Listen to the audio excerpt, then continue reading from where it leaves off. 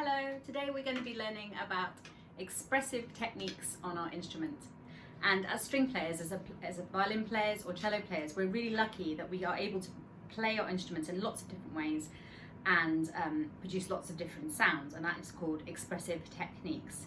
And whether we are a composer, like we're creating our music, whether we're listening to music or even playing it ourselves, we need to be able to identify them and also use them when we want to compose our own music as well. Okay, so the first technique I'm going to talk about is this word here. I bet you all know it already. Pizzicato. Okay, and you know that we can pitz with our right hand like this, with our thumb on the side of the fingerboard, and we can put our thumb behind the neck on the cello, and we can do left hand pits, and left hand pits can sometimes be very useful, and we can also pitz with our bow. Okay, so we can hold it in a fist, stick our index finger out, and play pizzicato like that as well. Okay, so pizzicato is probably the most straightforward, the one we've been doing for longest. Now, the opposite of pizzicato, so when a composer wants you to change to playing with the bow, he would write this word here. It's also an Italian word, arco. Okay, so arco. And when you see that word arco, or you hear the word arco, that means that you need to play with your bow. Okay, so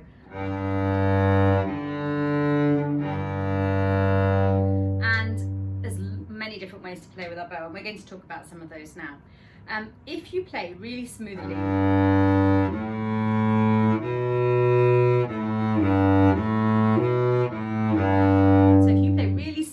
and the word I like to think of when I play really smoothly is something like caramel or cream, something that's really joined up, really smooth, then the word for that is called legato. Okay, so if we play really smoothly, with no gaps, okay, it is called legato. And the opposite to that is, so we've got legato at the top there, the opposite to that is staccato. And that's a word I think hopefully you should be quite familiar with. It means short and detached. And on our string instruments, I often think that short and detached is a bit like ants. Okay, so they stay close to the string or close to the skin, but close to the string, you stay on the string, and it's almost like little nips. And it stays there though, okay? So the bow doesn't move from the string, and you can do it a little bit faster.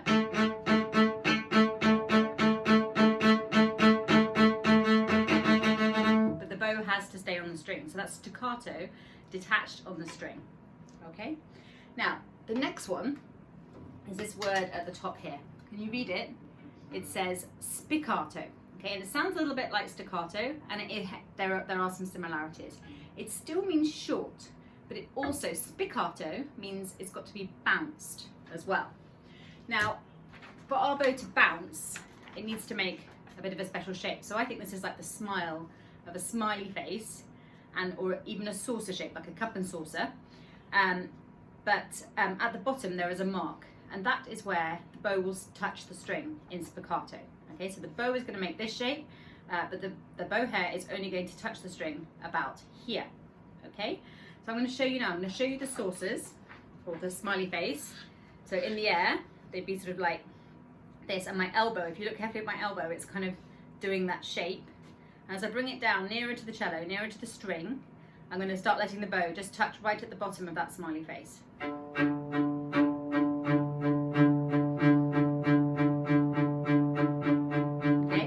so that is spiccato, and you can go really very fast with spiccato as well. So if you hear really, really, really short fast notes, often they can be spiccato rather than staccato, but it's bouncy. All right, so that's spiccato. Now the next word is a really interesting word. You see that at the bottom, under spiccato, it says ricochet, all right? Now, ricochet kind of means rebound. So it's like if something hits a wall and comes back to you quite naturally, so it's rebound. And it's a bit like that here as well. So what I'm going to do is I'm going to sort of drop the bow onto the string, and I'm going to see what it does. Should we have a look? I drop the bow onto the string from a bit of a height, so I'm going to start up here. You hear that? So I got one sound, followed by quite a lot more sounds. And I was doing that on an up bow. I was pushing up that way, starting this end of the bow and pushing. I'll show you one more time. This is a ricochet on an up bow. Okay. And I'm helping my bow a little bit, but if I almost do nothing, it still does it. It still makes some sounds. Okay, so with even just dropping it once, that's what it does all by itself. And you can do it on a down bow too. So if I come this end, and then my hand, drop the bow for a down bow. There we go. So that's a ricochet. So that's a really fun bowing as well. So a ricochet is similar to spiccato, but it's like a series of bows that happen on their own on a down or an up bow.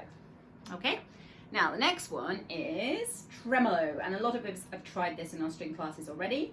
And tremolo, I think, sounds a bit like tremble, a bit like shivery, and that's, I think, how the bowing sort of sounds and is as well. So it's some very, very fast strokes. So if you see someone doing tremolo, hopefully you see their hand kind of whizzing round and round and round and round like that, okay? And then at the other end, I like to imagine there's some bells on my bow, and I'm gonna have to shake those bells as much as possible. Okay, really, really fast. And we've done this at the end of some of our pieces and in some of our pieces. So let's have a look at tremolo. So here we go. I'll put it back here. Tremolo on a G, let's try one on a C. Okay, and I'm not sure you can see my hand very well, so I'll try one up here on an A. So it can be quite a scary sound, tremolo, when composers want to create some tension or scariness, but it also can be quite mysterious as well if you listen to this.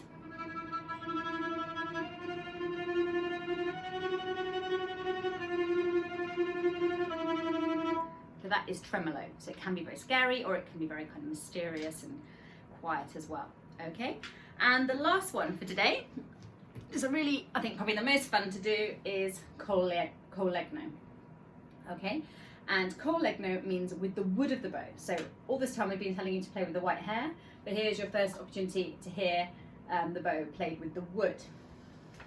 So what we do, if you see someone playing with collegno, you'll see them turning their bow like that, okay, so that the hair's facing outward and the stick's now facing towards me, and again you're kind of bouncing the bow, a bit like the spiccato on the string. So it's a bit like it's more like a drum and a stick now, so like that. And the sound of the wood hitting the string is a bit like, I suppose, two chopsticks or something being hit together, like little tap sounds. Okay, so that is collegno. All right, so that's a range of the expressive techniques that we can use to identify when we listen to music, when we play to music, but also we can use them when we compose music.